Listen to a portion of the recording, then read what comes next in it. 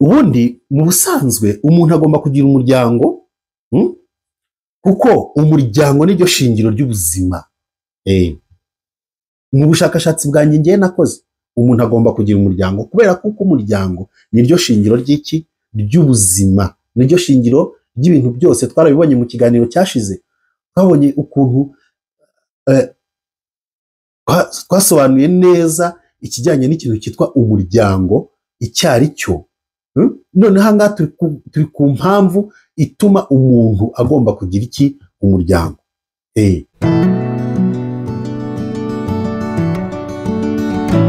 Family subscribe, like, comment.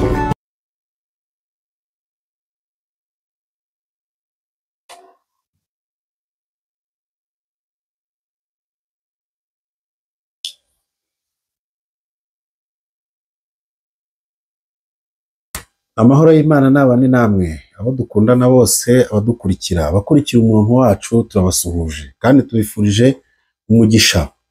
Turabakunda cyane, aho muri hose mwiyumvemo ko tubakunda. Nongeye guha ikaze rero abantu bose badukurikira, nongeye guha ikaze abantu inshuti zacu ziri hirya no hino kugira ngo mukurikire ibiganiro byacu. Nongeye guha ikaze umuntu wese wumva yifuza kujya abana natwe muri ibi biganiro, nawe tumuhaye ikaze. Umuntu wese wakoze subscribe, ibi biganiro bikaba bigiye kumugeraho, nawe tumuhaye ikaze. Umuntu utarakora subscribe, nawe tumuhaye ikaze kugira ngo akore subscribe, hanyuma tuzajye tubana muri ibi biganiro. Mukande like, mukande commentaire.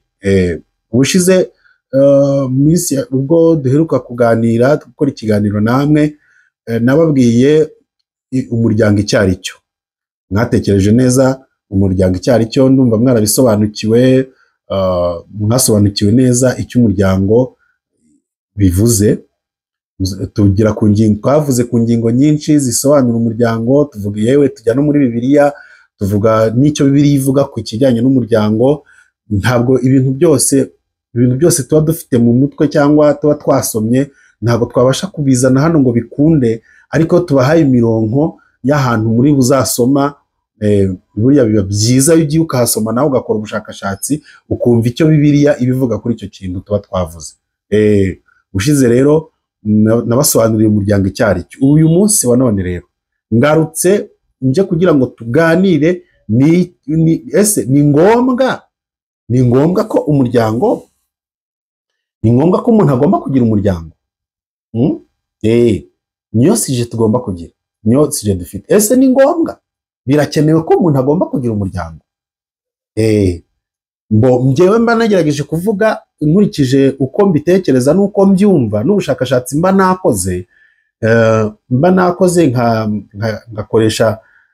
ngakora ubushakashatsi, ngasoma ibitabo bimwe na bimwe bitandukanye, ariko biba bisaba ngo nawe nyine uzanyandikire hasi aho muri komanteri umbwira ati ese koko ni ngombwa, wowe ukurikije uko ubireba, ukurikije uko ubibona, ese ni ngombwa?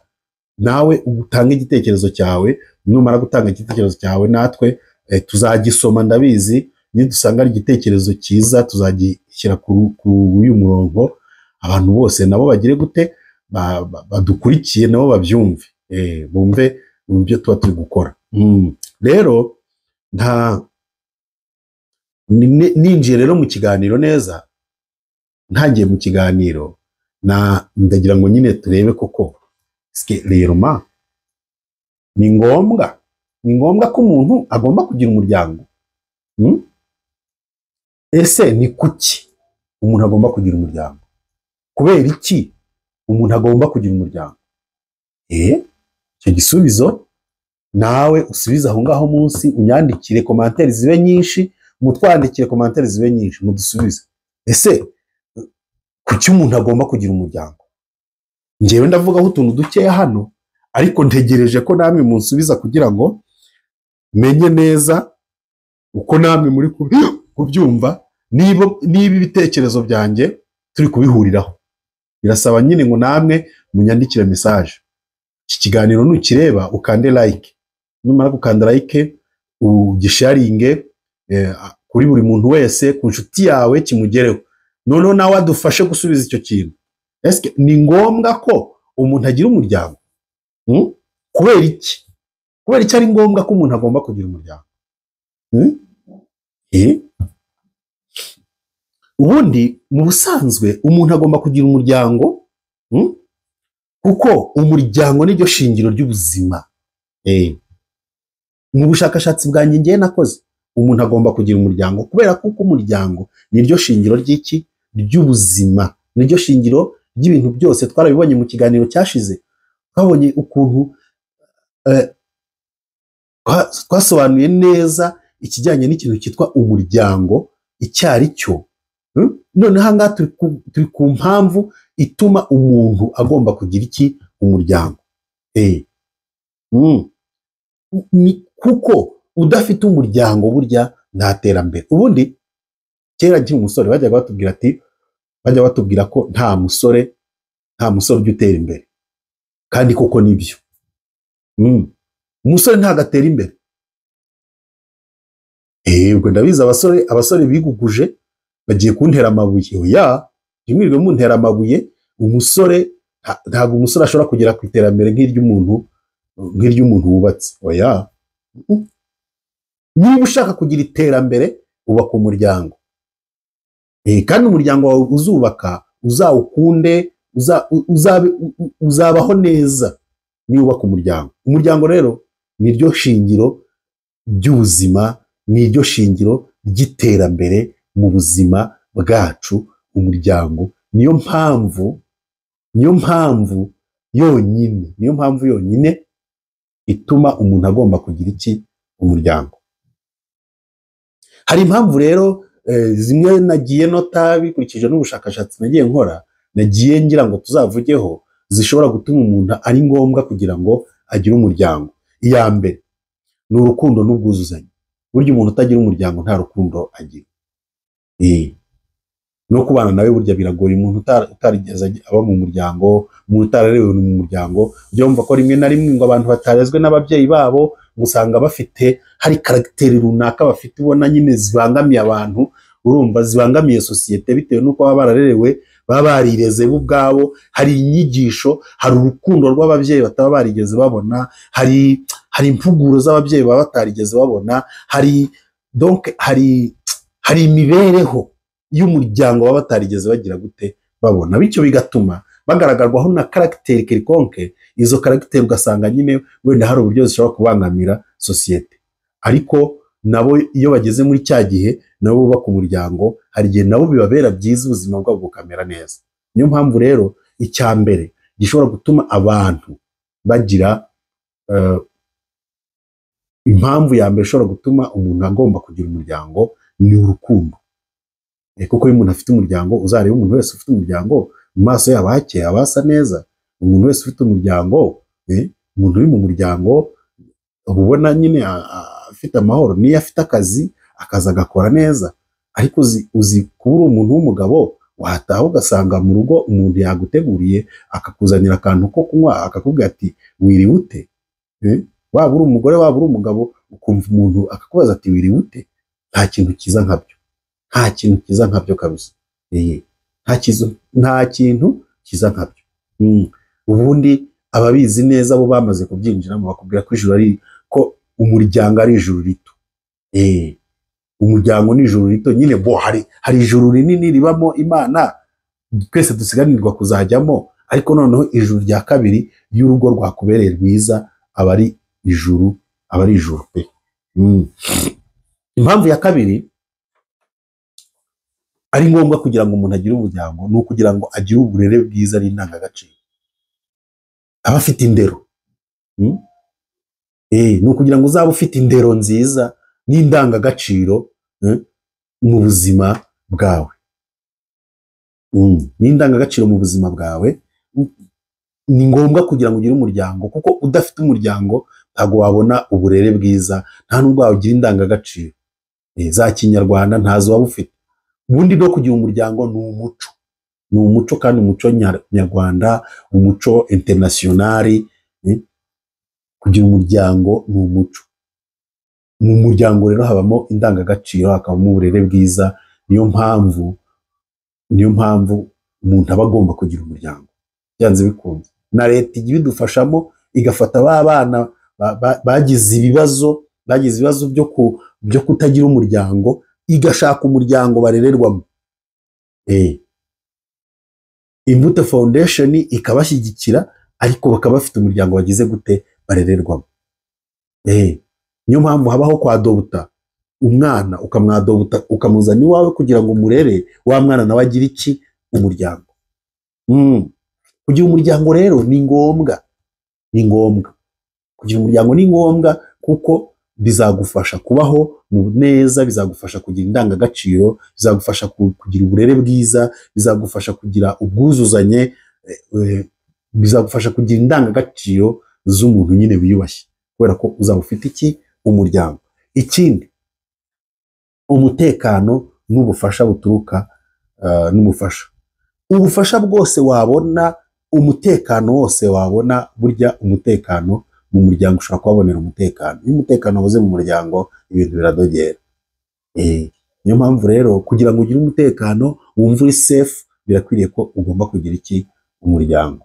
Ni ngombwa kugira umuryango kugira ngo ugire umutekano, ugire aho ubarizwa, ugire adresse, ube stable, nuko ufite iki? Umuryango.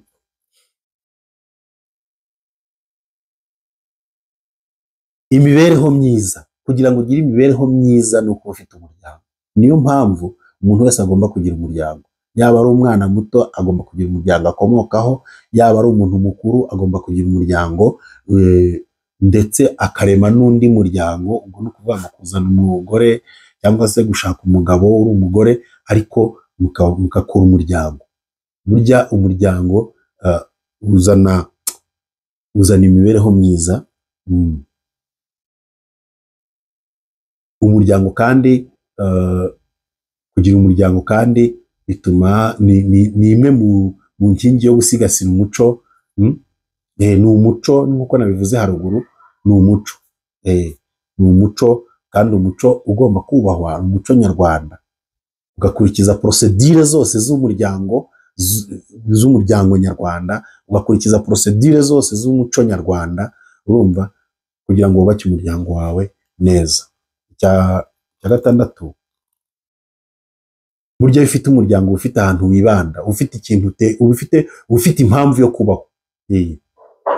Ufite impamvu yo kubaho. Iyo ufite umuryango ufite impamvu yo kubaho. Iyo ufite umugore ufite impamvu yo kubaho. Iyo ufite umugabo uba ufite impamvu yo kubaho. Iyo wabyaye ukaba ufite abana uba ufite impamvu yo kubaho.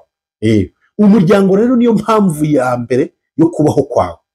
Umuryango niyo mpamvu ubayeho, niyo mpamvu ugomba kubaho. Ni impamvu yo kubaho, nta kindi. Umuryango niyo mpamvu. Ubu ngubu umuryango niwo utuma dukora, niwo utuma dushaka amafaranga, niwo utuma dushaka ibyo kurya, niwo utuma tuva mu rugo tukajya guhiga. Ni impamvu y'umuryango. Umuryango niwo utuma tubaho, niwo utuma ubayeho ku bw'umuryango, n'umuryango nawo ubayeho ku bwawe. Ni vice versa. Umuryango rero ni ikintu gikomeye cyane mu sharami. Niyo mpamvu umuntu wese agomba kugira umuryango. N'abana babandi badafite imiryango, leta ijya idufasha, n'abantu bose badufashe, n'ubishoboye adufashe. Abantu bose bakwiye kugira umuryango, tukabashakira umuryango babamo. Niyo mpamvu wagiye wumva ama ONG, ukumva ama ONG arafata abana akabashyira hamwe. Nkunda cyane Inzahuke buriya yari mu murongo mwiza wo kurema umuryango w'abantu, agakura abana mu muhanda akabazana, akajya nabo bakiyumva ko bafite umuryango, bakiyumva ko bafite papa, bakiyumva ko bafite mama. Cyari igikorwa cyiza cyane. Ahubwo nahamagarira abantu bose gukomeza kugishyigikira, kabone nubwo Inzahuke yatabarutse, ariko yasize umuryango. Yasize umuryango, isiga mama Asia, isiga n'abandi bantu Inzahuke yari yakuye mu ntuza. Mushyigikire mama Asia rwose. Inzahuke zikomeze zibaho. Ibintu yari yaratangiye Theogene, Pastor Theogene, ibintu yari yatangiye mu bikomeze mu byubake. Umuryango ni ikintu gikomeye cyane. Umuryango ni ikintu gikomeye cyane. Niyo mpamvu rero umuryango ukwiye kubaho.